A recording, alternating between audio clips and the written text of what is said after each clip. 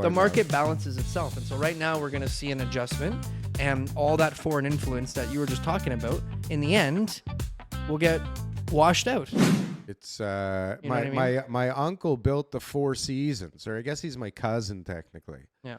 But he built the Four Seasons in there, and that was a crazy deal. What a project. And I mean, that thing, they made it beautiful. They made it luxurious. It's a high rise. But I mean, I just don't think that there's so many people that want to live that high.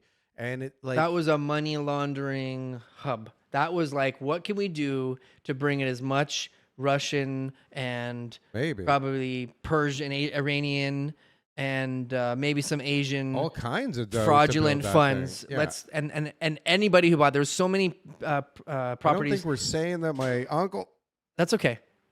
He's allowed to interrupt me. You don't have to shoot him anymore, Aiden. Don't worry. pulling fraudulent moves. So let's be clear about that.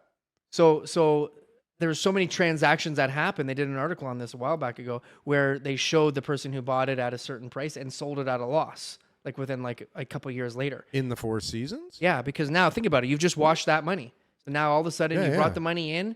Yeah, maybe it costs you a little bit of money, but it costs you some cash to buy the property. But then you sell it for a loss, and now all that money's in Canada, liquidated, and you can do whatever you want. Well, I don't think that was segregated to there, although that would have been a good place to do a lot. But if you're going to do it anywhere, right? That's a good why one. not do it in a project that's a big ticket item? Yeah. Well, This is all hearsay, by the way, guys. There was an article about it, but I got no evidence here. Well, Look it I up. think- Look into it. I mean, I can't imagine that there was a brand new condo built in Toronto that didn't have some of that going on. I don't necessarily think the builders were involved in those things. It was just like part of the system. Money came in from overseas. They bought condos. Nobody cared, right? Why would you give a shit? It's part of the rules. Yeah. Let them do their thing. If they want to take a loss here in Canada. Now, people will say that that's a fucking stupid idea and stupid approach because it pushed up the prices for everybody else, right? It pushed this pushed up the prices for everybody else. All these stupid investors bidding up prices on new construction stuff. But I don't know. Is that the case? The market always balances itself. How? This is the truth. So no matter how much foreign influence you have, no matter how much fraudulent influence you have, there'll always be a time where the market will start to correct itself because the bulk of the population are the people who live here, the bulk of the buyers. I don't care what statistics you pull up. The majority of people, I deal with them all. They're all locals. They all live here. They're living in the houses. They're end users. This is what it is. Or they're here. They live here and they buy it as a rental property to rent out. But they're here. Yeah. And they're hardworking people with regular jobs. Those are the people who will control the market. If they don't want to pay those prices, then they won't anymore. And the market will set. And foreigners and fraudsters and people, anybody else who's got illegal money, they're not stupid. They don't overpay. They might, what you think is overpay. They might pay a premium over something else, but they're not going to continue to pay that price if the market price is much lower.